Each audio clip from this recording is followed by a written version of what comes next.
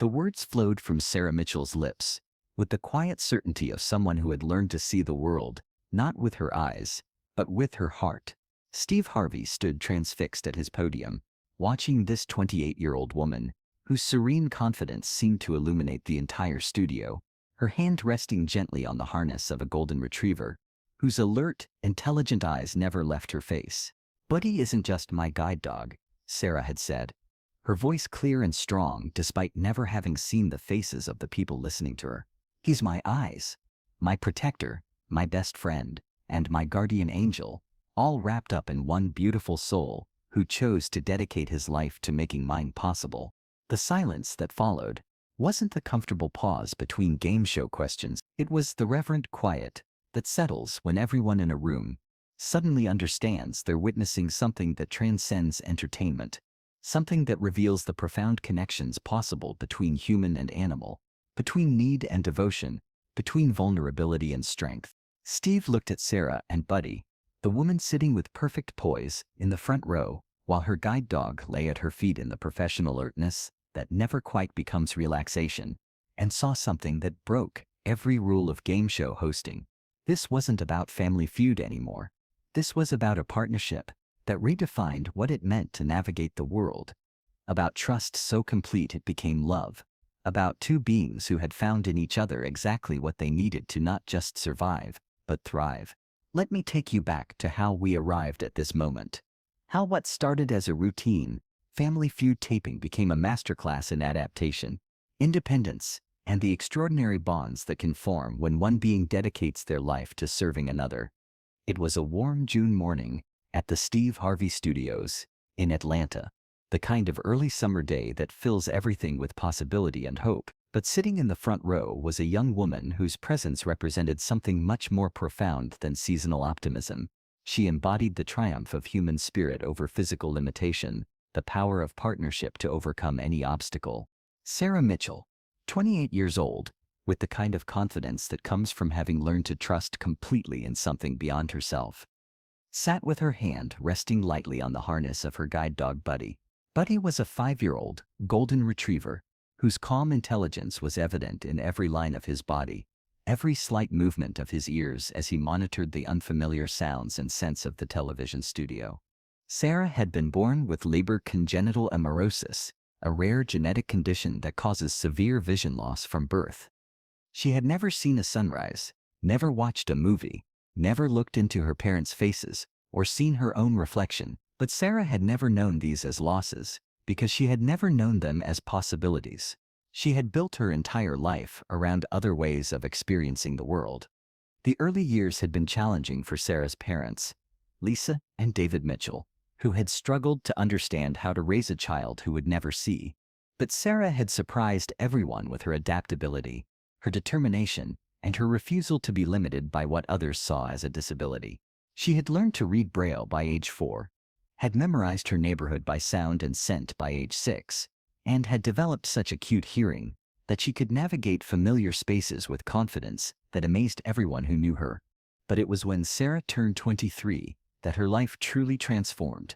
That was when she was matched with Buddy through Guide Dogs for the Blind, an organization that trains dogs specifically to assist people with visual impairments. The matching process had been extensive. Not just any dog could work with any person. It required compatibility of personality, lifestyle, pace, and energy level. Buddy had been selected for Sarah because of his calm intelligence, his steady temperament, and his intuitive understanding of human emotion. From their first week of training together, it was clear that this wasn't just a working relationship. It was a partnership built on mutual trust, respect, and something that could only be called love. For 5 years, Sarah and Buddy had been inseparable. Buddy guided Sarah through busy city streets, up and down stairs, around obstacles, and through crowds. He helped her navigate grocery stores, office buildings, restaurants, and airports. But more than that, Buddy had given Sarah a freedom and independence that she had never experienced before. With Buddy, Sarah had been able to pursue her master's degree in social work. She had traveled across the country for conferences and training programs. She had moved into her own apartment and lived independently. She had dated, made friends, and built a life that was rich and full and entirely her own. The Family Feud opportunity had come through Sarah's workplace, a nonprofit organization serving people with disabilities that had been nominated for a special Community Heroes episode. Sarah had initially been hesitant. She wasn't comfortable with public attention and worried about how Buddy would handle the noise and chaos of a television studio. But her colleagues had convinced her that her story needed to be shared, that their partnership represented something beautiful that could inspire others. During the pre-show meet and greet, when Steve approached Sarah and Buddy, he was immediately struck by the obvious devotion between them. While other families seemed excited about the television aspect, Sarah was focused entirely on making sure Buddy was comfortable in the unfamiliar environment.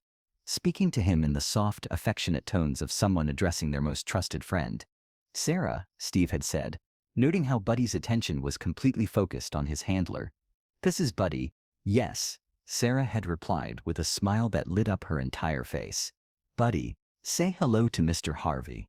Buddy had looked up at Steve with intelligent brown eyes, his tail wagging slightly, but his position beside Sarah, never wavering. "He's beautiful," Steve had said, meaning it completely. "How long have you two been together?" 5 years, Sarah had replied, her hand moving to gently stroke Buddy's head. "He's been my constant companion, my eyes, my protector. I honestly don't know what my life would look like without him."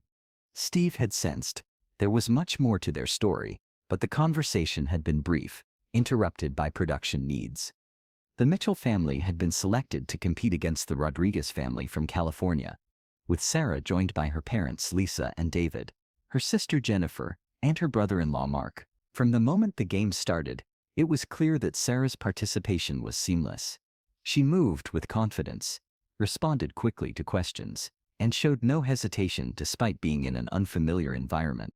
Buddy, for his part, remained in perfect position throughout the taping, lying quietly at Sarah's feet during her turns at the podium, but always alert, always ready to guide her if needed. Steve was impressed by the dog's professional demeanor and the obvious trust between Sarah and her guide. The game progressed through 4 rounds, with both families playing enthusiastically. Steve was in his element, making jokes, working the crowd, creating those moments of connection that made Family Feud more than just a game show. But throughout the taping, he found himself repeatedly drawn to Sarah and Buddy, fascinated by their obvious partnership and the way they seemed to communicate without words. It was during the 5th round that everything changed. The survey question seemed perfectly suited to exploring different perspectives. Name something that helps you see things more clearly. Sarah had just given a thoughtful answer. Experience. As the family celebrated the points earned, Steve decided to engage more personally with Sarah about her unique way of experiencing the world. "That's a wonderful answer, Sarah," Steve said. "Experience really does help us understand things better. But Sarah, you have a perspective that's different from most people. How do you see things clearly when you can't see in the traditional sense?" The question was meant to be inclusive, celebrating the kind of interaction that honored different ways of experiencing the world. But when Sarah smiled and reached down to touch Buddy's head, her response revealed something far more profound than adaptation to disability. "Mr. Harvey," Sarah said, her voice carrying a warmth that made the studio feel more intimate, "I may not see with my eyes, but I see in ways that most people don't understand. I see with my hands when I touch something. I see with my ears when I hear the world around me. I see with my heart when I feel love and connection." The studio began to quiet as people sensed that something beautiful was being shared. "But most importantly," Sarah continued, her hand moving to rest on Buddy's harness, "I see through Buddy. He doesn't just guide me around obstacles. He shows me the world. He helps me navigate, not just physically, but emotionally. He's my eyes, my protector, my best friend, and my guardian angel, all wrapped up in one beautiful soul who chose to dedicate his life to making mine possible." Steve felt something profound, stirring in his chest, a recognition that he was witnessing a partnership that transcended typical relationships between humans and animals. "Sarah," Steve said, his voice softer now, "tell us about your relationship with Buddy. How does it work?" Sarah's face lit up with joy as she spoke about her beloved companion. "Buddy and I communicate in ways that go beyond words. He reads my body language, my energy, my needs. I trust him completely. When he stops, I stop. When he turns, I turn. When he sits, I know there's something I need to be aware of. She paused, her hand gently stroking Buddy's head as he looked up at her with obvious adoration. But it's not just about navigation.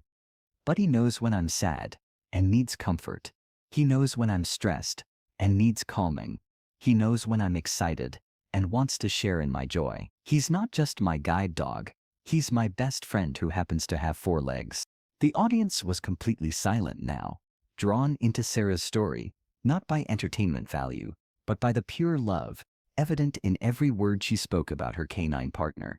People sometimes feel sorry for me because I can't see, Sarah continued, but I feel incredibly lucky. I get to experience a level of trust and partnership that most people never know. I get to love and be loved by a being whose entire purpose is making my life better. How many people can say they have someone in their life who is that devoted, that selfless, that purely loving? Steve Harvey, who had made America laugh for decades, who had heard every conceivable story the human heart could tell, found himself witnessing something that transcended every category of relationship he thought he understood. This wasn't just about overcoming disability. This was about finding perfect partnership, about trust so complete it became sacred. Sarah, Steve said, his voice thick with emotion, what you just described, that's not just about guide dogs. That's about love in its purest form. He looked down at Buddy, who was watching Sarah with the kind of attention that spoke of complete devotion. And Buddy, you beautiful boy, you're not just a working dog, you're a hero who happens to have fur. Steve turned to address the entire studio, his voice carrying an authority that transcended entertainment. Ladies and gentlemen, he said, Sarah Mitchell and Buddy just showed us something extraordinary. They've shown us what perfect partnership looks like, what unconditional love means, and what's possible when 2 beings, regardless of species, commit completely to each other's well-being. Steve turned back to Sarah, his expression showing the profound respect he felt for their relationship. Sarah, I want to do something special. Would you and Buddy honor us by coming up on stage so everyone can properly meet this amazing team? Sarah's face lit up with joy. We'd love to. What followed was unlike anything in Family Feud history. Sarah stood gracefully, gave Buddy the command to guide, and together they navigated to the stage with such fluid coordination that it looked like a dance. Steve guided them to center stage, where Sarah and Buddy stood together in the spotlight. Buddy, Steve said, addressing the dog directly, you are one special animal. You've given Sarah the gift of independence, confidence, and freedom. That makes you a hero in my book. The audience erupted in applause, but what happened next was even more remarkable. Buddy, perhaps sensing that the applause was for him, looked out at the audience with what could only be described as pride, his tail wagging as he maintained his perfect position beside Sarah. Sarah, Steve said, you two have taught us that disability doesn't define ability, that partnership can overcome any obstacle, and that love, real love, comes in many forms. He reached into his jacket pocket and pulled out his personal business card. This has my phone number on it, he said, placing it in Sarah's hand. Because what you and Buddy represent, this level of trust, partnership, and mutual devotion, that's something the world needs to see more of. But Steve wasn't finished. He addressed the cameras directly. I want everyone watching this to understand something, he said. Guide dogs like Buddy aren't pets.